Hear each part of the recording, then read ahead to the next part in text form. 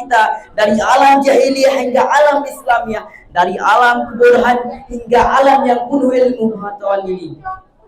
Takzim wal ikraman saya kepada ayahanda kita bersama, yaitu Walid dan beserta keluarga, dan Abi Irfan Zalaluddin beserta keluarga selaku pimpinan Dayah Kemaran Al-Aziziyah. Dan ta'zim wal ikraman saya kepada dewan-dewan guru yang sudah penuh cinta mengajarkan kami semua, dengan penuh ikhlas mengajarkan kami semua sampai titik akhir, tidak meminta imbalan apa-apa mengajarkan kami semua. Penghormatan terbesar saya kepada dewan-dewan juri yang telah penuh ikhlas mengajar dan dengan penuh ikhlas menilai kami semua, dan yang tampan rupawan para dewan-dewan juri dengan penuh ikhlas tanpa kecurangan sedikit pun. Dan yang saya hormati para santriwan dan santriwati yang dimuliakan oleh Allah yang satu perjuangan dengan saya.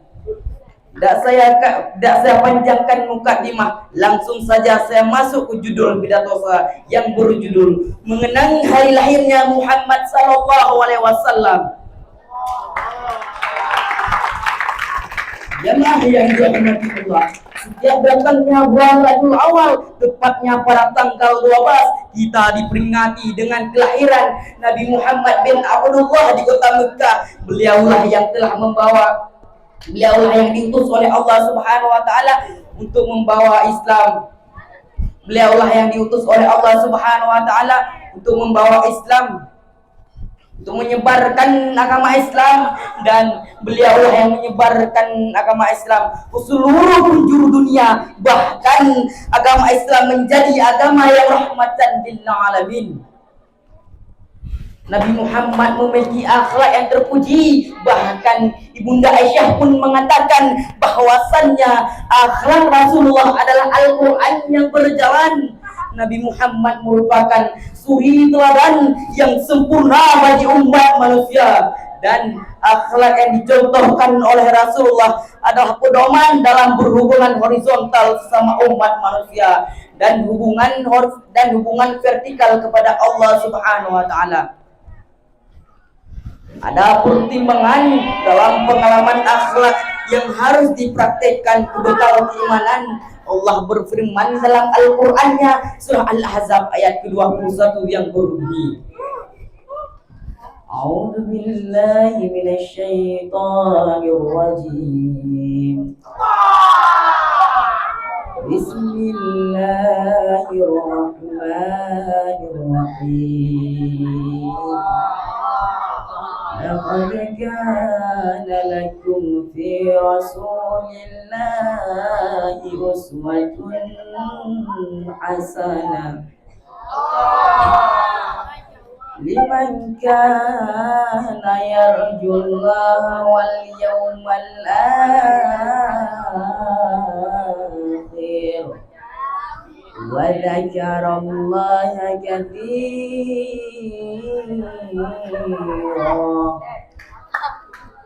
Sesungguhnya telah ada pada diri Rasulullah itu suri teladan yang baik, dan Allah berfirman pada ayat Al-Qalam, pada surah Al-Qalam ayat keempat yang berbunyi, wa innaka la'ala khuluqin azim. Sesungguhnya engkau Muhammad dan kamu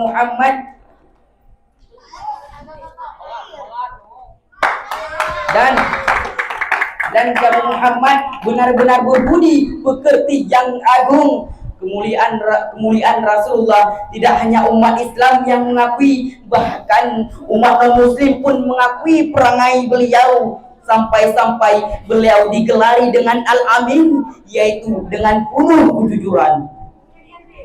Hadirin yang dirahmati Allah, Nabi Muhammad diutus ke dunia ini hanya untuk memperbaiki akhlak manusia.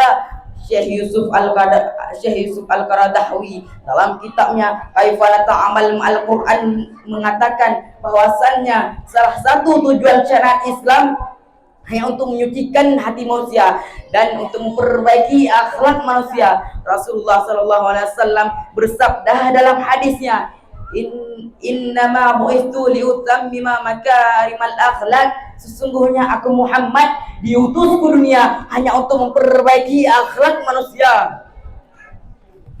Simpulan yang dapat kita ambil dari curahan singkat saya tadi, yang pertama, Rasulullah SAW diutus ke dunia ini bukan untuk bersenang-senang, bukan untuk membuat teknologi, apalagi media sosial, bukan untuk membuat roket, bukan untuk membuat roket launcher, apalagi blender, tetapi Nabi Muhammad diutus ke dunia ini oleh Allah Subhanahu wa taala untuk menyempurnakan akhlak manusia dan untuk memperbaiki budi pekerti manusia. Dan yang kedua, melalui bulan Rabiul Awal ini, marilah sama-sama kita mengambil kesempatan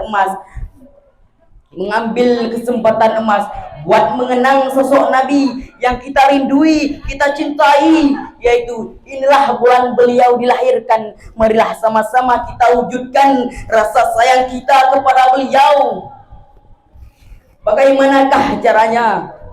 Banyak-banyaklah berselawat wahai hadirin, karena pepatah Arab mengatakan man ahabba syai'an katsura zikruhu, yang artinya barang siapa yang mencintai sesuatu maka dia akan menyebut-nyebutnya.